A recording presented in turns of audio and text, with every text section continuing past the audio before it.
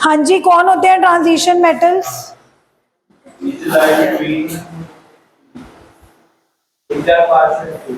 अच्छा, partially field D electrons.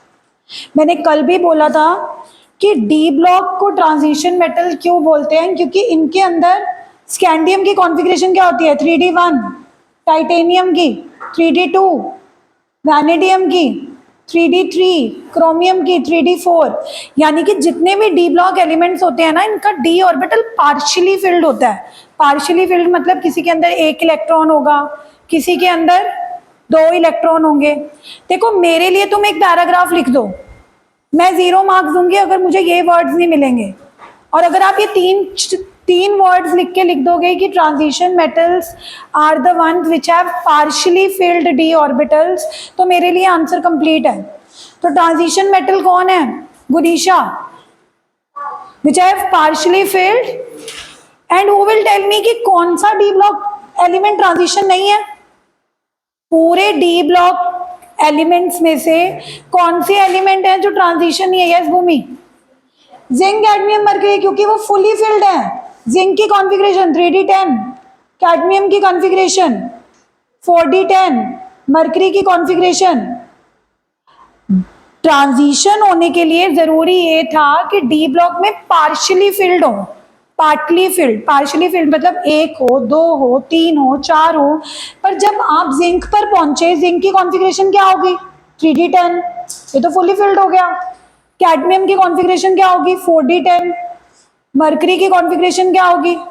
तो these elements are not considered as transition. ये question बार बार आता है कि नेम द ग्रुप और name the elements of the d block which are not considered as transition, जिनको हम चाहकर भी ट्रांजिशन नहीं मानते। तो शिवांश, कौन से एलिमेंट्स हैं जिनको हम ट्रांजिशन नहीं बोलते? जिंक, कैडमियम एंड अगर कोई रीजन पूछेगा कि why zinc, cadmium, mercury are not considered as transition, because of fully filled configuration. क्या आपको याद है कॉन्फ़िगरेशन? जिंक की क्या होती है? 3d10, कैडमियम की 4d10, मरकरी की सीक्वेंस में है ना, इसकी 5d10 कैसे हो सकती है? इसकी 3d10 होगी, इसकी और इसकी। ओके, अगला क्वेश्चन है मेरा,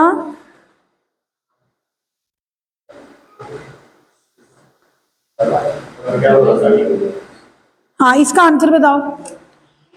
ट्रांजिशन मेटल्स यानी कि डी ब्लॉक एलिमेंट्स की जनरल इलेक्ट्रॉनिक कॉन्फ़िगरेशन क्या होती है? Which is the option?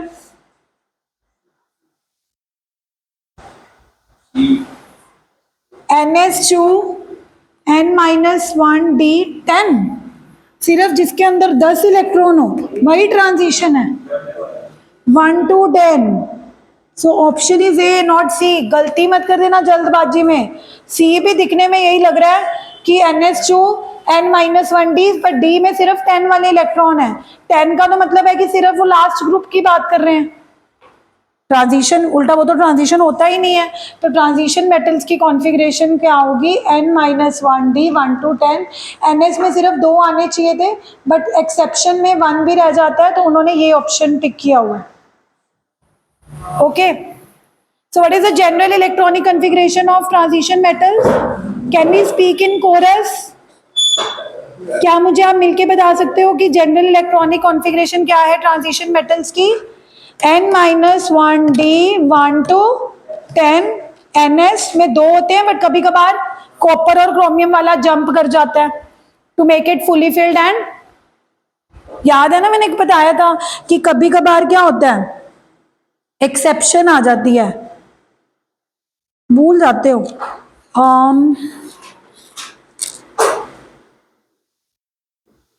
बताया था कि कॉपर की कॉन्फ़िगरेशन क्या होनी चाहिए?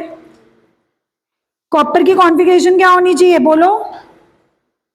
होनी क्या चाहिए थी? 4s2 3d9, बट हुआ क्या? हुआ क्या? 4s का एक इलेक्ट्रॉन जंप कर जाता है। किसमें जंप कर जाता है जैस्मीन? 3d में। क्यों जंप करेगा? क्योंकि 3d में कितने करने चाहेगा वो? क्यों कोई एलिमेंट चाहता है कि उसके 3d9 से 3d10 हो जाएं? क्योंकि 3d10 से वो फुली फिल्ड हो जाएगा। और 11 में ये बात तो आपने पढ़ी होगी कि 2 कॉन्फ़िगरेशन सबसे ज्यादा स्टेबल होती है, एक हाफ फिल्ड और एक अब अगर आप कॉपर की कॉन्फ़िगरेशन देख रहे हो तो ये 4s2 3d9 नहीं है, क्या है? भविष्य बात मत करो। 4s1 कौन सा एलिमेंट एक्सेप्शन की एक्सेप्शन था जिसमें 2 इलेक्ट्रॉन जंप करके थे? हाँ, इसमें एक जंप करा ना 4s का 3d में। डी ब्लॉक में एक्सेप्शन की एक्सेप्शन कौन था? कौन सा एलिमेंट था जिसमें 2 इलेक्ट्रॉन जंप करके थे? पैलेडियम। पैलेडियम की कॉन्फ़िगरेशन होनी चाहिए 5s2 3d8, sorry 5s2 4d8, इसमें 2 जंप कर जाते हैं। एक्सेप्शन की एक्सेप्शन है ये। पैलेडियम 28 यानी कि 10th ग्रुप में है, 3d8 4d8, तो पैलेडियम की 4d8 होनी चाहिए थी।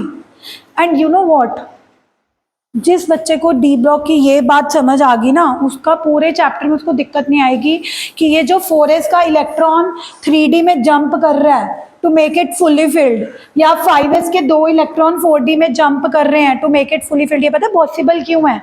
ये डी ब्लॉक में ही पॉसिबल क्यों है? कभी एस ब्लॉक में तो ऐसा नहीं हुआ।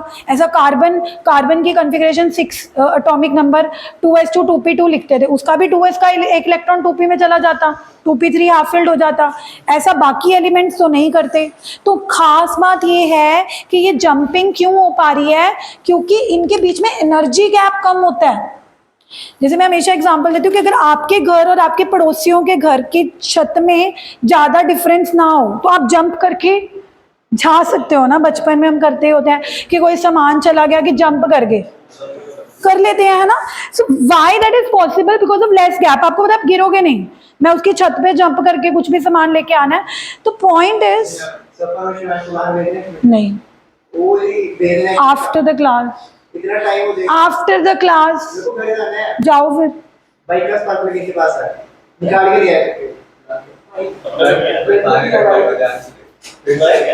किसके पास है?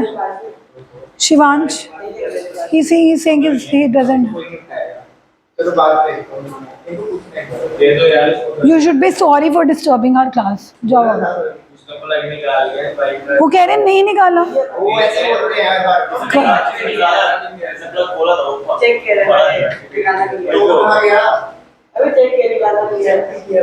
शिवांश झूठ ना निकले। खा ली उसने कसम।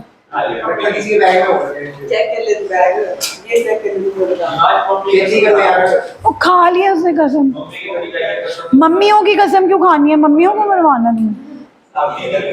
हाँ, खा लो मेरी। Why are you disturbing our class?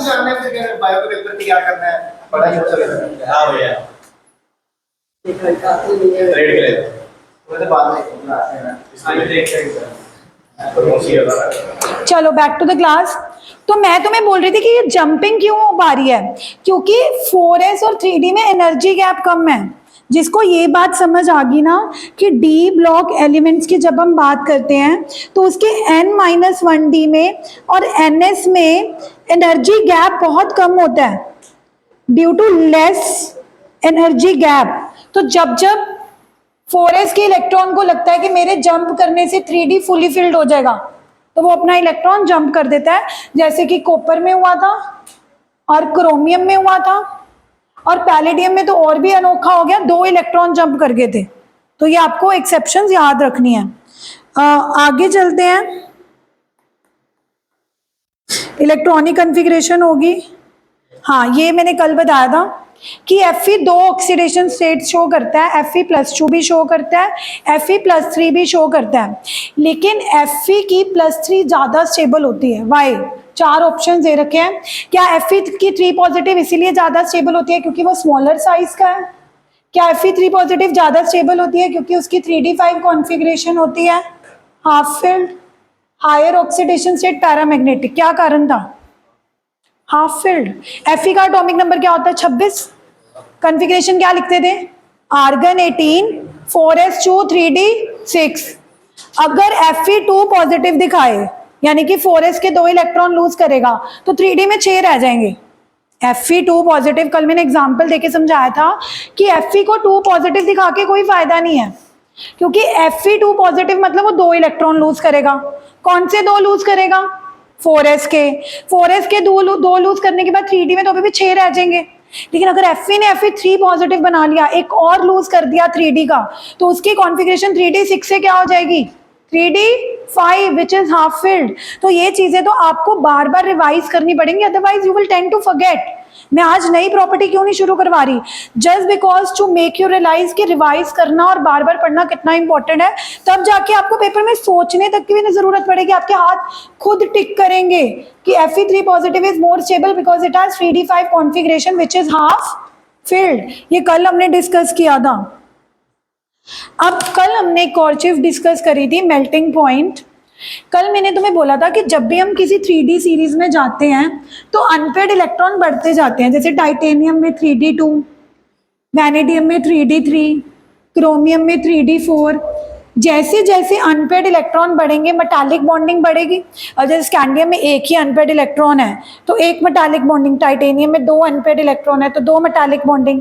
जितनी ज़्यादा मेटालिक बॉन्डिंग बनेंगे उनको तोड़ने के लिए ज़्यादा टेम्परेचर देना पड़ेगा। तो कल हमने ये मेल्टिंग पॉइंट का ग्राफ स्टडी किया था कि मेल्टिंग पॉइंट बढ़ता जा रहा है। क्यों बढ़ता जा रहा है? क्योंकि अनपेड इलेक्ट्रॉन बढ़ते जा रहे हैं। टाइटेनियम में कितने अनपेड इलेक्ट्रॉन है? 2। वैनेडियम में कितने हैं? 3। 2 है तो दो मेटालिक बॉन्डिंग बनेंगी। वैनेडियम में 3 है तो कितनी मेटालिक बॉन्डिंग बनेंगी? 3। क्रोमियम की 4 है तो कितनी मेटालिक बॉन्डिंग बनेंगी? 4। तो उस हिसाब से सबसे ज्यादा मेल्टिंग पॉइंट तो मैंगनीज का होना चाहिए था, क्योंकि मैंगनीज के अंदर 1 नहीं, 2 नहीं, 3 नहीं, 4 नहीं, 5 अनपेड इलेक्ट्रॉन थे। बट ऑन द कॉन्ट्रारी हमें कुछ और ही दिखा। हमें ग्राफ में क्या दिखा कि मैंगनीज जिसका मेल्टिंग पॉइंट सबसे ज्यादा होना चाहिए था, उल्टा उसका सबसे कम हो गया। तो इसका कारण भी मैंने तुम्हें ये बताया था कि manganese which is 3d5 is already stable, वो बॉन्डिंग बनाएगी ही नहीं। हालांकि उसके अंदर 5 अनपेड इलेक्ट्रॉन है तो उनके अंदर 5 मेटालिक बॉन्डिंग बननी चाहिए थी ना, बट वो बनी तो नहीं। क्यों नहीं बनी? क्योंकि मैंगनीज कहता है कि भाई मैं तो पहले ही हाफ फिल्ड हूँ, मैं तो पहले ही एक्स्ट्रा स्टेबल हूँ, मुझे बॉन्डिंग करने की जरूरत ही नहीं है। तो ये याद रखना है कि 3D सीरीज में सबसे ज्यादा मेल्टिंग पॉइंट होना मैंगनीज का चाहिए था, पर निकला किसका? क्रोमियम। स्ट्रेट फॉरवर्ड क्वेश्चन आएंगे, name the element in the 3D series which has maximum melting point. और आपको दिखने में भी पता लग रहा है कि किसका मैक्सिमम मेल्टिंग पॉइंट है? क्रोमियम का।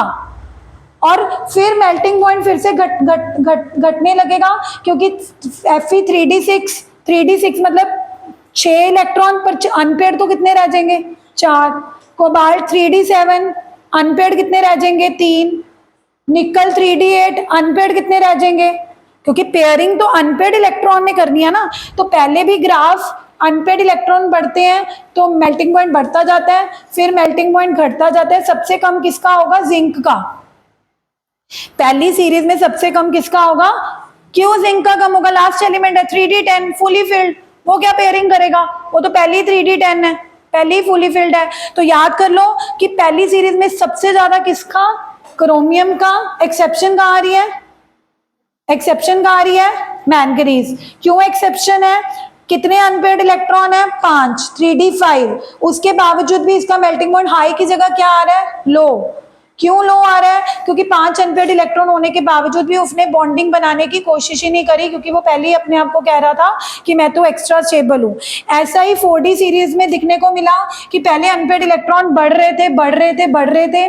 सबसे ज्यादा अनपेड इलेक्ट्रॉन 4d5 टेक्नीशियम के होते हैं, तो हमें लग रहा था कि सबसे ज्यादा मेल्टिंग पॉइंट 4D सीरीज में टेक्नीशियम का होगा। बट टेक्नीशियम ने भी यही कहा कि मैं हाफ फिल्ड हूँ, मैं 4d5 हूँ, मैं इतना स्टेबल हूं कि मुझे पेयरिंग की जरूरत ही नहीं है। तो 5 अनपेड इलेक्ट्रॉन का भी क्या फायदा हुआ जब पेयरिंग हुई ही नहीं? अगर होती तो उनको मेल्ट करने के लिए ज्यादा टेम्परेचर देना पड़ता ना, वो पेयर तो करे ही नहीं। तो सबसे ज्यादा पेयर किसने करे? मोलिब्डेनम में। तो 3D सीरीज में सबसे ज्यादा मेल्टिंग पॉइंट किसका है? याद करो, क्रोमियम। लेकिन 4D सीरीज में सबसे ज्यादा मेल्टिंग पॉइंट किसका है? मोलिब्डेनम। होना किसका चाहिए था? टेक्नीशियम। निकला किसका? और टेक्नीशियम एक्सेप्शन क्यों निकला? Because of half filled configuration. और सबसे कम किसका होगा 4D सीरीज में? कैडमियम का, zinc cadmium. And finally the 5D series. 5D series में सबसे ज्यादा मेल्टिंग पॉइंट निकला W टंगस्टन का। तो ये चीजें याद होनी चाहिए कि 4D सीरीज में सबसे ज्यादा किसका है, मोलिब्डेनम, 5D सीरीज में सबसे ज्यादा किसका है, W। तो guys, and it's not even about the melting point, क्योंकि इनके अंदर अनपेयर्ड इलेक्ट्रॉन है और वो पेयरिंग कर रहे हैं, इसी वजह से तो हार्ड भी है। All the transition metals are hard, yesterday also I told you, in fact यही तो मेटल्स होते हैं। सोडियम मेटल है एस ब्लॉक का, can be cut with a knife. Sodium को उसमें डालो मशीन के अंदर, उसके पतले पतले नूडल्स निकलते हैं, वायर्स निकलती हैं पतली पतली, इतनी मेलिएबल है। तो असल में तो वो मेटल है ही नहीं जिसको आप मेटल समझते हो। मेटल तो ये ट्रांजिशन मेटल्स होते हैं, they are so hard. And कहीं ना कहीं इनकी हार्डनेस क्यों है, क्योंकि इनके अंदर अनपेयर्ड इलेक्ट्रॉन है 3D में जो पेयर अप हो रहे हैं। हाँ, वो अलग बात है कि मैंगनीज के 5 अनपेयर्ड इलेक्ट्रॉन पेयर अप नहीं हुए, वो तो एक एक्सेप्शन होगी ना, बट अदरवाइज तो अनपेयर्ड इलेक्ट्रॉन 3D में है। और अगर कोई आपसे ये पूछ ले कि 3D के क्यों पेयर अप हो रहे हैं इलेक्ट्रॉन, सिर्फ 4s के होने चाहिए, सिर्फ आउटर मोस्ट शेल के होने चाहिए, तो इसका आंसर मैं आपको 2 दिन से बोल रही हूँ, less energy gap between ns and n-1d, यानी कि 3D के ऑर्बिटल्स बोलते हैं कि अगर 4s पार्टिसिपेट करेगा तो मैं भी पार्टिसिपेट कर सकता हूं, भले ही मैं आउटर मोस्ट नहीं हूं, क्योंकि 3D और 4s में एनर्जी गैप क्या है, कम। ये कोर लाइन है, जिसको ये अंडरस्टैंड होगी ना, due to less energy gap. किसके बीच में एनर्जी गैप कम है, आउटर मोस्ट ns एंड अंदर वाली n-1d। तो जब सारे इलेक्ट्रॉन पार्टिसिपेट करेंगे, पेयरिंग होगी, मेटालिक बॉन्डिंग बनेगी, मेल्टिंग पॉइंट हाई होगा, हार्डनेस ज्यादा आएगी। तो मैंने तुम्हें कल भी बोला था कि ये हम प्रॉपर्टीज कर चुके हैं, बट आप घर जाओगे तो आपने एनसीईआरटी की रीडिंग देनी है, एंड आई एम श्योर कि किसी ने एनसीईआरटी की रीडिंग नहीं दी होगी, इसीलिए ये एनसीईआरटी की बुक का ही कट पीस है, इसको पढ़ के देखते हैं क्या कह रहा है। ये कह रहा है transition metals with the exception of zinc, cadmium, mercury are very hard. सारे ट्रांजिशन मेटल्स हार्ड होते हैं, but exception zinc, cadmium, mercury. Zinc, cadmium, mercury तो सॉफ्ट होते हैं, कोई कहेगा क्यों, 3D10 fully filled, cadmium 4D10, mercury 5D10, ये तो पहली फुली फिल्ड है, ये क्या पेयर अप होगा, ये क्या मेटालिक बॉन्डिंग बनाएगा। अरे तभी तो हमने इसको ट्रांजिशन बोला ही नहीं है, हम तो इसको ट्रांजिशन मानते ही, क्योंकि मैंने आपको पहले ही बोला था कि बाकी सारे एलिमेंट से last group zinc, cadmium, mercury different ही बिहेव करेंगे। जैसे बाकी सारे एलिमेंट्स हार्ड हैं, ये सॉफ्ट है, zinc is soft, cadmium is soft, mercury is soft. और उन्होंने ये लाइन लिखी भी हुई है, transition metal with the exception of zinc, cadmium, mercury. ये लाइन ना भी लिखते, जिंक, कैडमियम, मरकरी एक्सेप्शन क्या है, वो तो हम ट्रांजिशन मानते ही नहीं है, उनको तो हम ट्रांजिशन मानते ही नहीं है। क्यों नहीं मानते, क्योंकि वो फुली फिल्ड होते हैं, और फुली फिल्ड होने की वजह से ना वो पेयरिंग करते हैं, ना वो बॉन्डिंग बनाते हैं, ना उनका मेल्टिंग पॉइंट हाई होता है, ना वो बाकी एलिमेंट्स की तरह हार्ड होते हैं। तो आई होप आपको पहली लाइन क्लियर होगी। आगे वो बोल रहे हैं their melting and boiling points are high. इन सारे एलिमेंट्स का मेल्टिंग पॉइंट और बॉइलिंग पॉइंट क्या होता है, हाई होता है, which can be seen from the graph. Melting point of transition metals belonging to 3D, 4D and 5D series is shown in this graph. उसके बाद ये बोल रहे हैं high melting point of these metal is attributed to the involvement of greater number of electrons from n-1d in addition to ns electron। सिर्फ वो ये बात कहने की कोशिश कर रहे हैं कि इन सारे एलिमेंट्स का मेल्टिंग पॉइंट हाई क्यों है, क्योंकि ना सिर्फ 4s के इलेक्ट्रॉन पार्टिसिपेट कर रहे हैं, पर 3D के इलेक्ट्रॉन भी पार्टिसिपेट कर रहे हैं मेटालिक बॉन्डिंग बनाने में। ज्यादा मेटालिक बॉन्डिंग बनेगी, ज्यादा हार्डनेस होगी। और अगर कोई पलट के इस पे आप कोई क्वेश्चन पूछ कि ऐसा क्यों हो रहा है कि ns के इलेक्ट्रॉन तो पार्टिसिपेट कर ही रहे हैं, n-1d के भी इलेक्ट्रॉन पार्टिसिपेट कर रहे हैं, तो आपका आंसर क्या होगा, लेस एनर्जी गैप। हो गया क्लिक, आप वो क्या आंसर देंगे, आप आंसर दोगे। अगर आपसे कोई पूछ ले why transition metals have high melting point या why they are very hard, पहले तो आप कहोगे क्योंकि उनमें मेटालिक बॉन्डिंग ज्यादा है, फिर आप बोलोगे मेटालिक बॉन्डिंग ज्यादा इसीलिए है क्योंकि ns के इलेक्ट्रॉन भी पार्टिसिपेट कर रहे हैं, साथ में 3D यानी कि n-1d के इलेक्ट्रॉन भी पार्टिसिपेट करे। वो अलग बात है जिसके अंदर एक है वो एक करेगा, दो में दो। बट अगर पलट की कोई आपसे ये सवाल पूछ ले कि ऐसा क्या है कि ns के इलेक्ट्रॉन तो पार्टिसिपेट करते हैं, साथ में n-1d के इलेक्ट्रॉन भी पार्टिसिपेट करते हैं, तो I don't know about others, लेकिन आपका आंसर तैयार होना चाहिए कि ns और n-1d दोनों के इलेक्ट्रॉन्स क्यों पार्टिसिपेट कर पाते हैं, due to less energy gap. Just like अगर किसी दो पड़ोसियों की छत में गैप नहीं होगा तो वो इजीली जंप करके उधर चला जाएगा, वो इधर जंप करके इधर आ जाएगा। तो वो that is only possible if the energy gap is less. If the energy gap is more, then involvement नहीं होगी. So that is what they are रहिंग. उसके बाद अगली लाइन वो बोल रहे हैं in any row the melting point of these metal rise. Melting point बढ़ता जाता है, बढ़ता जाता है, बढ़ता जाता है, बढ़ता जाता है, एक्सेप्ट इन द D5. मतलब बढ़ते बढ़ते D5 पे मैक्सिमम नहीं हुआ, क्योंकि D5 पे हमें एनोमलस वैल्यू मिली. मतलब मैंगनीज जिसका बढ़ना चाहिए था उसका क्या नजर आया, घटता हुआ. टेक्नीशियम का भी घटता हुआ नजर आया. तो इसका आंसर आप क्यों दोगे कि बढ़ते बढ़ते बढ़ते कम क्यों हो गया? बिकॉज ऑफ 3D5 कन्फी which is already extra stable, half filled. वो यही कह रहे हैं ना कि melting point tends to rise. बढ़ता जा रहा था, लेकिन बढ़ते बढ़ते बढ़ते एनोमलस वैल्यू, एनोमलस मतलब अनएक्सपेक्टेड वैल्यू हमें मैंगनीज पर मिली. बढ़ते बढ़ते बढ़ते मैंगनीज का तो सबसे ज्यादा होना चाहिए था 5 अनपेयर्ड इलेक्ट्रॉन, बट इसकी वैल्यू अनएक्सपेक्टेड वैल्यू क्यों निकली? क्योंकि it is already half filled which is extra stable. तो उसको बॉन्डिंग बनाने की जरूरत ही नहीं है, और अगर वो बॉन्डिंग नहीं बनाएगा तो उसका मेल्टिंग पॉइंट हाई की जगह लो होगा. उसके बाद ये एक लाइन लिख रहे हैं, they have high enthalpy of atomization. They have high enthalpy of atomization which is shown in figure 8.2. अब enthalpy of atomization क्या होता है? Enthalpy of atomization, enthalpy of atomization का मतलब समझो. जब कोई एलिमेंट पेयर अप होता है, जैसे स्कैंडियम के अंदर एक अनपेयर्ड इलेक्ट्रॉन था 3D1, तो वो एक मेटालिक बॉन्डिंग बना रहा था, पेयर हो रहा था. टाइटेनियम में 2 अनपेयर्ड इलेक्ट्रॉन थे, तो 2 टाइटेनियम के एटम्स 2 मेटालिक बॉन्डिंग बना रहे थे. ये बात तो आप सबको समझ आएगी है. वैनेडियम में 3 अनपेयर्ड इलेक्ट्रॉन आ गए, तो 3 मेटालिक बॉन्डिंग बन गई. अब इसका उल्टा सोचो, इसी मेटालिक बॉन्डिंग को तोड़ने के लिए जो आपको एनर्जी देनी पड़ेगी उसको एंथैल्पी ऑफ एटोमाइजेशन बोला जाएगा. What is enthalpy of atomization? कि जब भी 2 एटम्स पेयर अप होते हैं, जब भी 2 एटम्स क्या होते हैं, पेयर अप, मेटालिक बॉन्डिंग बनाते हैं. कोई 1 बनाता है, कोई 2 बनाता है, कोई 3 बनाता है, दैट डिपेंड्स. अब मैं कह रही हूं कि अगर उसी मेटालिक बॉन्डिंग को अगर आपको तोड़ना पड़े तो आपको एनर्जी देनी पड़ेगी. जाहिर सी बात है ना, अगर मैं आपको बोलूं कि तोड़ दो स्कैंडियम के एक अनपेयर्ड इलेक्ट्रॉन की वजह से जो मेटालिक बॉन्ड इसको तोड़ो, तो आपको एनर्जी देनी पड़ेगी. उसी एनर्जी को एंथैल्पी ऑफ एटोमाइजेशन कहते हैं. अब गौर से देखो, जैसे जैसे अनपेयर्ड इलेक्ट्रॉन बढ़ रहे हैं वैसे वैसे एंथैल्पी ऑफ एटोमाइजेशन भी बढ़ रही है. जिसके अंदर एक अनपेयर्ड इलेक्ट्रॉन है उसको मान लो कितनी एनर्जी देनी पड़ रही है, मान लो 326. जिसके अंदर 2 अनपेयर्ड इलेक्ट्रॉन हो गए, ज्यादा मेटालिक बॉन्डिंग होगी तो उसको एंथैल्पी ऑफ एटोमाइजेशन भी क्या देनी पड़ेगी, ज्यादा. जिसके अंदर और अनपेयर्ड इलेक्ट्रॉन बढ़ जाएंगे तो उसके अंदर भी मेटालिक, उसको तोड़ने के लिए और ज्यादा एनर्जी देनी पड़ेगी. बट मैंगनीज जिसके अंदर 5 अनपेयर्ड इलेक्ट्रॉन थे, इसको उल्टा ज्यादा देने की बजाय हमें कितनी देनी पड़ रही है, कम. क्योंकि इसका रीजन तो हम पहले ही पढ़ चुके हैं ना कि मैंगनीज के अंदर 5 अनपेयर्ड इलेक्ट्रॉन है तो भी वो बॉन्डिंग तो नहीं बना रहा ना.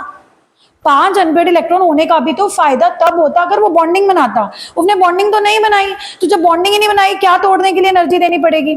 तो ये बात समझो कि एंथैल्पी ऑफ एटोमाइजेशन भी वही है कि जिसके अंदर ज्यादा अनपेयर्ड इलेक्ट्रॉन होंगे, ज्यादा मेटालिक बॉन्डिंग होगी, तो उसको तोड़ने के लिए भी ज्यादा एनर्जी देनी पड़ेगी. कोई आपसे ये वैल्यूज नहीं पूछेगा. This NCERT clip is just to show you कि हाँ, हर मेटल की अपनी एंथैल्पी ऑफ एटोमाइजेशन होती है, which also depends upon all other factors also. But एक फैक्टर ये है कि जिसके अंदर ज्यादा अनपेयर्ड इलेक्ट्रॉन होंगे उसके अंदर ज्यादा मेटालिक बॉन्डिंग होगी, तो उसको एनर्जी भी ज्यादा देनी पड़ेगी उस बॉन्डिंग को तोड़ने के लिए. और just look at zinc 3D10 fully filled है, वो पेयर अप होता ही नहीं है. पहली सीरीज का आखिरी एलिमेंट जिंक, जिंक की कॉन्फ़िगरेशन क्या होती है 4s2 3D10. वो तो पहली फुली फिल्ड है, वो क्या पेयर अप होगा. अगर वो पेयर अप ही नहीं होगा मतलब उसके अंदर मेटालिक बॉन्डिंग होगी ही नहीं, तो आपको उसको तोड़ने के लिए क्या ही एनर्जी देनी पड़ेगी. थोड़ी बहुत ही तो देखो देनी पड़ेगी. ये नहीं होता कि बिल्कुल मेटालिक बॉन्डिंग नहीं होती, but compare to other elements it would be lowest, it would be lowest. तो I hope you are able to relate. आप खुद रिलेट कर पा रहे हो कि चीजें कैसे कनेक्टेड हैं, कैसे अनपेयर्ड इलेक्ट्रॉन ज्यादा होने का फायदा है और कैसे कभी कभार मैक्सिमम अनपेयर्ड इलेक्ट्रॉन होने के बावजूद भी फायदा नहीं होता. मैंगनीज का 5 अनपेयर्ड इलेक्ट्रॉन होने के बावजूद भी मेल्टिंग पॉइंट हाई की जगह लो निकला. विच इज अ एनोमली और which is an exception. So chemistry is always full of exception, तो आपको एक्सेप्शन भी हमेशा साथ लेके चलने होते हैं. तो ऐसा नहीं है कि मैं आपको कोई आज नई चीज पढ़ा रही हूँ. This is the discussion of the melting point and boiling point, जिसके नोट्स मैंने कल ग्रुप में भेजे भी थे विद दिस इंटेंट कि आप लिख घर से आओ, so that more of discussion can happen in the class. अगर मैं वही चीजें डिक्टेट करती रहूंगी, है ना, आप लिखते रहोगे, लिखने वाला आप काम. और एक और चीज होती है, जब आप लिखते हो ना तो वो चीज आपको याद भी होगी. And this chapter is full of learning. Believe me, इस चैप्टर में याद करने वाला है. आप जब एग्जाम में जाओगे आपको वाई मिलेगा. Why transition metal have high melting point, why manganese has not high melting point. हर क्वेश्चन के आगे वाई लगा देंगे. तो अगर आपको आंसर पता होगा तभी आप लिख पाओगे. आई गेस अब बातें ना करें तो ज्यादा बेटर होगा. उसके बाद कल हमने एक और अनोखी प्रॉपर्टी पढ़ी थी ट्रांजिशन मेटल्स की, कि number of oxidation state show करते हैं. जरा देखो, मैंगनीज +2 भी दिखा रहा है, यहाँ 3 होना चाहिए, 3 भी दिखा रहा है, 4 भी दिखा रहा है, 5 भी दिखा रहा है, 6 भी दिखा रहा है, 7 भी दिखा रहा है. क्रोमियम 2 भी दिखा रहा है, 3 भी दिखा रहा है, 4 भी दिखा रहा है, 5 भी दिखा रहा है, 6 भी दिखा रहा है. तो कल मैंने इसका आंसर क्या दिया था? इसका आंसर भी तो यही दिया था कि मैंगनीज इतनी सारी क्यों दिखा रहा है. मैंगनीज की कॉन्फ़िगरेशन क्या होती है? 4s2 3d 5. कल मैंने तुम्हें क्या कहा था कि 4s तो पार्टिसिपेट करते ही करते हैं, 3d भी पार्टिसिपेट करने लग जाते हैं. अब सोचो 4s के आउटर मोस्ट शेल के अंदर सिर्फ कितने इलेक्ट्रॉन है? 2. अगर सिर्फ आउटर मोस्ट शेल के इलेक्ट्रॉन पार्टिसिपेट करते, सिर्फ ये कौन सी ऑक्सीडेशन स्टेट दिखाता? +2. लेकिन 3d ने कहा कि हेलो, अगर 4s पार्टिसिपेट करेगा तो मैं भी करूंगा. बोलो क्यों? Because of less energy. फिर से आ गया आंसर. मैं कह रही हूं ये लाइन बार बार आएगी कि 4s कहता है कि आइडियली तो आउटर मोस्ट शेल को पार्टिसिपेट करना चाहिए था ना, विच इज 4s. पर हुआ क्या कि 4s ने तो पार्टिसिपेट करे ही करे. अब मैंगनीज की कॉन्फ़िगरेशन क्या होती है? 4s2 3d 5. तो जब 4s के 2 पार्टिसिपेट करेंगे और मैंगनीज का 1 पार्टिसिपेट करेगा तो वो +2 +3 हो जाएगी. अगर 4s के 2 पार्टिसिपेट करेंगे, 3d के 2 और पार्टिसिपेट, 2 + 2 4. ऐसे करते करते जब मैंगनीज के 4s के 2 पार्टिसिपेट करेंगे और 3d के 5 पार्टिसिपेट करेंगे, तो वो कौन सी ऑक्सीडेशन स्टेट शो करेगा? 2 + 5 दैट इज 7. तो व्हाट इज द रीजन? ये सीधा सीधा क्वेश्चन अभी एनटीसी में पेपर हुआ था, उनको भी आया था कि why transition metal show a number of oxidation state. तो आप आंसर क्या दोगे कि not only ns2 electron participate but n-1d electron also participate. कि 4s के तो पार्टिसिपेट कर ही रहे हैं, 3d के भी कर रहे हैं, because of less energy gap. ये लाइन लिखनी बहुत जरूरी है, नहीं तो कोई कहेगा कि भला 4s के करें तो 3d के क्यों कर रहे हैं. अब लिख तो आओगे कि हाँ वो ज्यादा ऑक्सीडेशन स्टेट इसीलिए शो कर रहे हैं क्योंकि 4s तो पार्टिसिपेट कर ही रहा है, 3d भी पार्टिसिपेट कर रहा है. बट इससे ज्यादा अगली लाइन इंपॉर्टेंट है कि दोनों को क्यों बढ़िया पार्टिसिपेट करने की, सिर्फ आउटर मोस्ट शेल क्यों नहीं पार्टिसिपेट कर रही? Because of less energy gap between 4s and 3d. But आप 4s एंड 3d लिखोगे तो that means you are only talking about 3d series. तो 4s एंड 3d की जगह क्या यूज करोगे? ns and n-1d. क्योंकि जब आप ns एंड n-1d यूज करोगे तो मतलब आप 4s 5s 6s 7s सारी सीरीज की कलेक्टिवली बात कर रहे हो.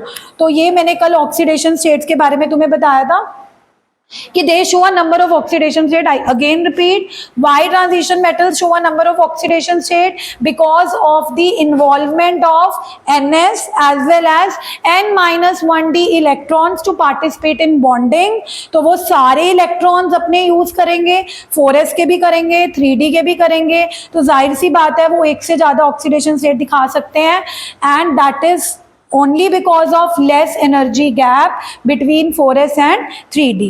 अब उसके बाद अगर तुमने ध्यान दिया हो तो मैंने तुम्हें एक चीज दिखाई थी कि स्कैंडियम दिखाने को +2 और +3 दो दिखाता था, बट उसकी स्टेबल +3 होती है. स्कैंडियम विद एटॉमिक नंबर 21, यानी कि अगर मैं सबसे पहले एलिमेंट की बात करूं तो ये +2 और +3 दोनों दिखाता था, पर इसकी स्टेबल +3 होती है. तो मैंने कल तुम्हें इसका आंसर दिया था कि स्कैंडियम की कॉन्फ़िगरेशन क्या होती है? 21 एटॉमिक नंबर, आर्गन 18, आर्गन 18 के बाद किसमें इलेक्ट्रॉन गए थे? 4s2 3d1. अब सोच के देखो कि अगर स्कैंडियम +2 दिखाएगा तो 4s के 2 लूज करेगा, बट क्या उसको 4s के 2 लूज करके फायदा है? बिल्कुल भी नहीं है, क्योंकि 4s को 2 लूज करने के बाद 3d में कितने रह जाएंगे? 1. 3d1 हाफ फील्ड है, क्या ये फुली फिल्ड है? तो स्कैंडियम कहेगा कि दो तो मैंने कर ही दिए, मैं एक और लूज कर देता हूँ। जैसे ही वो 3D का एक और लूज करेगा, 4s खाली 3D खाली, स्कैंडियम 3 पॉजिटिव की कॉन्फ़िगरेशन क्या बन जाएगी? Argon 18 which is a noble. कल ये चीज मैंने बहुत क्लियरली डिस्कस करी थी कि the scandium the very first element, scandium the very first element it shows +3 and +2। Scandium की कॉन्फ़िगरेशन होती है आर्गन 4s2 3d1। अगर ये दो लूज करेगा तो दो लूज करके क्या बनाएगा? स्कैंडियम 2 पॉजिटिव, बट ये एग्जिस्ट नहीं करता, इट इज वर्चुअली अननोन। कोई भी ऐसा कंपाउंड पाया ही नहीं गया जिसमें स्कैंडियम 2 पॉजिटिव में एग्जिस्ट कर रहा हो। क्यों? क्योंकि स्कैंडियम खुद सोचता है कि भाई मैंने 2 पॉजिटिव लूज करके कुछ फायदा नहीं किया, अगर मैं ये लूज कर दूं तो मैं क्या बन जाऊंगा? 3 पॉजिटिव। और वो 3 पॉजिटिव क्यों बनना चाहता है? क्योंकि उसको भी पता है कि अगर मैं थोड़ी सी एनर्जी लेके एक 3D का इलेक्ट्रॉन लूज कर दूंगा तो मेरी कॉन्फ़िगरेशन किसके इक्वल हो जाएगी? Argon which is a noble gas. Every element wants to become a noble gas. कितनी बार ये क्वेश्चन मैंने आते हुए देखा है, scandium 2 positive is virtually unknown, या scandium 3 positive is stable, scandium 3 positive exist but scandium 2 positive does not exist. तो इन सब क्वेश्चंस का एक ही आंसर है कि scandium the very first element of the transition series shows 3 positive more stable because after losing 3 electrons it becomes argon which is a noble gas, hence this is more stable than 2 positive। अगर ये logic समझ आता है तो कौन मुझे बताएगा कि titanium with atomic number 22, titanium with atomic number 22 configuration के लिए 2 इलेक्ट्रॉन 4s में जाएंगे, इसकी कौन सी स्टेबल होगी? टाइटेनियम की सबसे ज्यादा स्टेबल कौन सी होगी? +2 +3 या +4? +4, क्योंकि स्कैंडियम जैसे टाइटेनियम को पता था कि मैं 2 लूज करूंगा मुझे कोई फायदा नहीं है तो मैं 3 लूज कर दूंगा। टाइटेनियम सोचो 22 एटॉमिक नंबर है, 22 मतलब 18 तो किसके अंदर गए? आर्गन। 2 किस में पड़े हैं? 4s में। 2 किस में पड़े हैं? 3D में। पहले वो 2 लूज करेगा, 2 पॉजिटिव बनाएगा। जैसे ही वो 2 लूज करेगा, अभी भी 3D में कितने पड़े हैं? 2 लूज करने के बाद भी उसने कॉन्फ़िगरेशन कौन सी एक्वायर करी? Argon 18 3d2। Is it stable? No, neither half filled nor. फिर कहेगा मैं एक और लूज कर देता हूं। जैसे ही टाइटेनियम एक और लूज करेगा तो 3D में कितने रह जाएंगे? 1। Again is it stable? No. अब आपने खुद आंसर दिया है क्योंकि आपको चीजें समझ आ रही हैं कि 3 जैसे स्कैंडियम की 3 पॉजिटिव स्टेबल थी, टाइटेनियम की तो 4 पॉजिटिव स्टेबल होगी क्योंकि 4 इलेक्ट्रॉन लूज करते ही ये क्या बन जाएगा? Argon 18 which is a noble. So this is how the stability decides. ये तो पता लग जाता है कि टाइटेनियम 2 भी दिखाएगा, 3 भी दिखाएगा, 4 भी दिखाएगा, बट इस चीज का कैसे पता लगता है कि क्या उसकी 2 स्टेबल होगी, 3 स्टेबल होगी या 4 स्टेबल होगी? इसमें क्रैमिंग नहीं करनी, इसमें अंडरस्टैंडिंग करनी है कि टाइटेनियम का एटॉमिक नंबर 22 है, 18 तो आर्गन में गए, 2 s में पड़े हैं, 2 d में पड़े हैं। 4s के 2 लूज कर देगा तब भी कोई फायदा नहीं है क्योंकि 3D में कितने रह जाएंगे? 2 ना हाफ फील्ड की कैटेगरी में आते हैं। फिर 3D का एक और लूज कर देगा +3 दिखाने के लिए, वो भी स्टेबिलिटी के अंडर नहीं आएगी क्योंकि उसके बावजूद भी 3D में कितना रह जाएगा? 1। बट अगर टाइटेनियम का कोई ऑक्सीडेशन स्टेट स्टेबल है तो वो +4 है because after the loss of 4 electrons that is 2 from 4s and 2 from 3D it will become argon 18 which is a noble gas and every element in this periodic table wants to become a noble gas। Her element तो चाहता ही है कि मैं noble gas बन जाऊं और मैं stable हो जाऊं। तो अब अगर आपको ये थोड़ी सी अंडरस्टैंडिंग हुई है तो अब थोड़ा हम ये पढ़ के देखते हैं जो एनसीईआरटी की क्लिपिंग है, क्योंकि आप घर से तो नहीं रीड कर सकते, you guys are very busy. तो कौन पढ़ेगा? सबसे पहले ऑक्सीडेशन स्टेट के बारे में ये लाइंस पढ़ी जाए। हाँ, the variable oxidation state of transition element, मतलब ट्रांजिशन एलिमेंट ये जो वेरिएबल ऑक्सीडेशन स्टेट्स हो गए, वेरिएबल मतलब 2b 3b 4b वेरी कर रहे हैं, is due to participation of ns and n-1d electron. मैं बार बार बोल रही हूँ कि सिर्फ ns के इलेक्ट्रॉन तो पार्टिसिपेट कर ही रहे हैं पर उसके साथ n-1d इलेक्ट्रॉन भी पार्टिसिपेट कर रहे हैं। स्ट्रेट फॉरवर्ड क्वेश्चन आया था एनटीसी में ये, why transition elements show a number of oxidation state, और बच्चे डी ट्रांजिशन पता नहीं क्या क्या लिख के आए हैं। फालतू लिखोगे कभी नंबर नहीं मिलेंगे, करेक्ट लिखोगे तो नंबर मिलेंगे। ज्यादा ऑक्सीडेशन स्टेट इसीलिए दिखा रहे हैं क्योंकि NS यानी कि 4s के इलेक्ट्रॉन तो पार्टिसिपेट कर ही रहे हैं, N-1d इलेक्ट्रॉन भी पार्टिसिपेट कर रहे हैं। और इन्होंने नहीं लिखा पर तुम लिख के आना कि because of less energy gap between NS and N-1d। ऐसा क्यों हो पा रहा है? क्योंकि कहीं ना कहीं NS और N-1d में एनर्जी गैप ज्यादा नहीं है, क्या है, कम। ठीक है, उसके बाद it may be noted the oxidation state of transition element differ from each other by unity. ये तो हम ऑब्जर्व कर ही चुके हैं कि यूनिटी का फर्क है, ये 3 आएगा। 2 और 3 में कितने का फर्क है? 3 और 4 में भी कितने का फर्क है? 4 और 5 में भी कितने का फर्क है? मतलब एक एक से डिफर करिए। और अगर आपने नोट कराओ कौन सा एलिमेंट मैक्सिमम दिखा रहा है मिडल में, क्यों मैंगनीज मैक्सिमम दिखा रहा है? क्योंकि मैंगनीज में मैक्सिमम अनपेयर्ड इलेक्ट्रॉन है, 4s2 3d 5। इसके बाद आयरन में तो क्या होगा? 4s2 3d 6 वाला तो पेयर्ड हो जाएगा, अनपेयर्ड कितने रह जाएंगे? अनपेयर्ड तो 4 रह जाएंगे ना। तो 4s के 2 और d के 4, वो सिर्फ कौन सी ऑक्सीडेशन दिखाएगा? कम होती जा रही है। अगला एलिमेंट और कम दिखाएगा क्योंकि अनपेयर्ड इलेक्ट्रॉन कम होते जा रहे हैं। तो अगर कोई क्वेश्चन पूछे कि पूरी सीरीज में मिडल वाला एलिमेंट ही मैक्सिमम क्यों दिखा रहा है, मैंगनीज ही क्यों है जो +2 +3 +4 +5 +6 +7 दिखा रहा है? Because manganese has how many unpaired electrons? Matter नहीं करते, क्या मैटर करते हैं? अनपेयर्ड। 1 2 3 4 5 किसके अंदर मैक्सिमम अनपेयर्ड इलेक्ट्रॉन है? बोलो, मैंगनीज। और ये लाइन यहीं पे लिखी हुई है जो हम रीड करने वाले थे अभी। हाँ, the elements which give the greatest number of oxidation states occur in or near the middle of the series. Manganese, for example, रटने चाहिए example. Which element show maximum oxidation state from +2 +7? What will be your answer? Where it lies? At the extremes or in the middle? In the middle. And why it is showing maximum? Because if it has more number of unpaired electron or less number of unpaired electron? Maximum number of unpaired electron. Configuration चीख के बोल रही है 4s2 3d 5। मेरे अंदर 1 नहीं 2 नहीं 3 नहीं 4 नहीं बल्कि कितने unpaired electron है? 5। और the lesser number of oxidation states occur at the extreme ends. मतलब अगर आप extreme ends देखोगे, एक्सट्रीम एंड समझते हो? एक्सट्रीम एंड वाले देखोगे तो वो less number of oxidation state दिखाते हैं।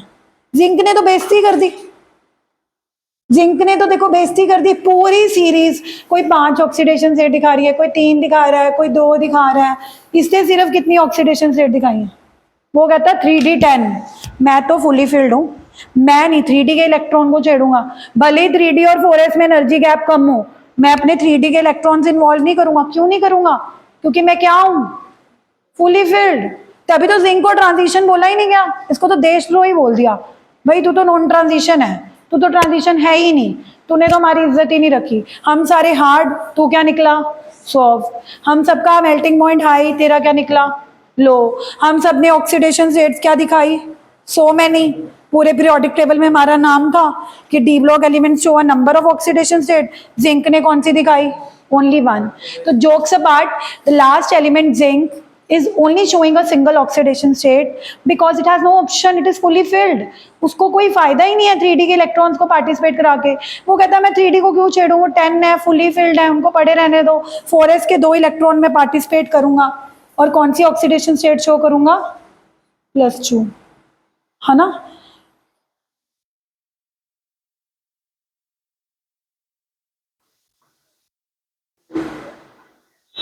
उसके बाद द नेक्स्ट लाइन ये बोल रहे हैं earlier in the series scandium 2 is virtually unknown. I think हम ये डिस्कस कर चुके हैं कि पहला element scandium 2 is virtually unknown. Scandium 2 positive is virtually unknown. मैंने अभी बताया था कि स्कैंडियम 2 पॉजिटिव को 2 इलेक्ट्रॉन लूज करके कोई फायदा नहीं है, क्योंकि स्कैंडियम जब 2 लूज करता है तो 3d में कितने इलेक्ट्रॉन रह जाते हैं? 1, which is not fully filled nor half filled. तो वो उसको भी लूज करके कौन सी ऑक्सीडेशन स्टेट दिखाता है?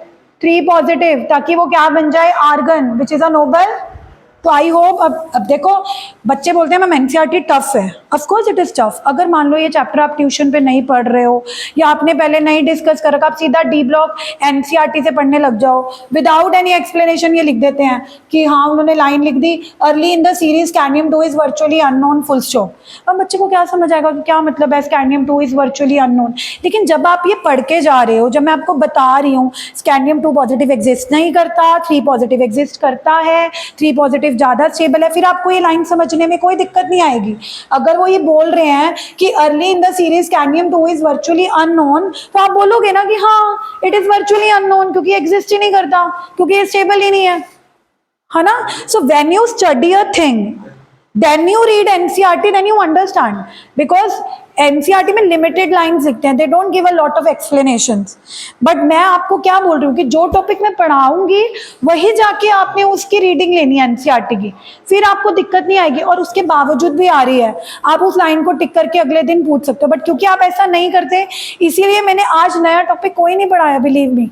मैंने कल वाले सारे टॉपिक्स ही रिपीट कराए हैं, क्योंकि my purpose is not to complete D&F, my purpose is कि by the end of the chapter आपको पूरा चैप्टर याद होना चाहिए, और मुझे फालतू के आंसर्स नहीं मिलने चाहिए कि मैम वो स्टेबल होने के लिए कर रहा है। अगर उसका आंसर लेस एनर्जी गैप है तो लेस एनर्जी गैप दो, हर चीज स्टेबिलिटी अनस्टेबिलिटी से रिलेट मत करो।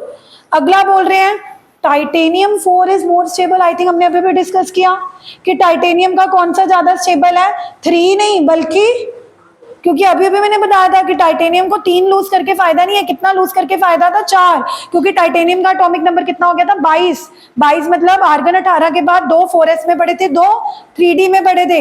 तो 2 4s के लूज करके जब उसने 2 3d के और लूज करे थे और 4 ऑक्सीडेशन स्टेट शो करी थी, वो नोबल गैस बन गई थी। तो अब आई थिंक आपको ये लाइन भी समझ आ गई होगी कि स्कैंडियम के बाद अगर हम टाइटेनियम की बात करेंगे तो टाइटेनियम का ज्यादा कौन सा स्टेबल होगा, titanium 4 is more stable than titanium, or titanium at the other end the only oxidation state of zinc is +2। Zinc कहता है मेरे को कोई इज्जत बेइज्जती का नहीं है, मैं तो बस +2 ही दिखाऊंगा, 4s के 2 इलेक्ट्रॉन ही इन्वॉल्व करूंगा, 3d के इलेक्ट्रॉन को नहीं छेड़ूंगा, क्योंकि मेरी 3d 10 है और ये कोई मजाक नहीं है। 3d 10 fully filled is so stable.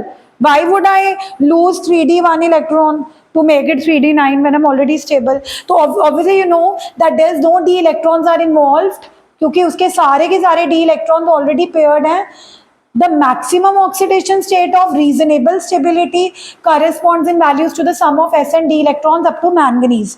ये बात मैंने तुम्हें बोली थी कि मिडल ऑफ द सीरीज तक अगर आप चेक करना चाहते हो कि मैक्सिमम ऑक्सीडेशन स्टेट वो क्या दिखाएगा, तो s और d के इलेक्ट्रॉन को प्लस करते जाना। जैसे मैंगनीज की कॉन्फ़िगरेशन क्या होती है, 4s2 3d5, यानी कि s में 2 पड़े हैं, d में तो 2 + 5।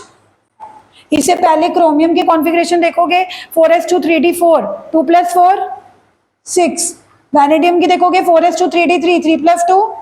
तो ये जो रूल है कि s और d के इलेक्ट्रॉन्स को प्लस कर लो तो आपको उस एलिमेंट की मैक्सिमम ऑक्सीडेशन स्टेट पता लग जाएगी। It is valid only till middle, सिर्फ मैंगनीज तक ही वैलिड है कि मैंगनीज तक मिडल तक आप किसी भी एलिमेंट की स्टेबल मैक्सिमम ऑक्सीडेशन स्टेट निकालना चाहते हो तो वो सम ऑफ s और d इलेक्ट्रॉन्स के प्लस करके निकल सकती है, बट नॉट आफ्टर मैंगनीज, क्योंकि उसका पेयरिंग शुरू हो जाती है। उसके बाद d इलेक्ट्रॉन्स की क्या शुरू हो जाती है, पेयरिंग। तो आई होप आपको ये NCERT की ये लाइन भी समझ आ गई होगी जो हमने अभी पढ़ी, that the maximum oxidation state of stability correspond in values to the sum of s and d electrons up to manganese, followed by rather abrupt decrease in stability of higher oxidation state। बस ये हमारा NCERT की clipping होगी।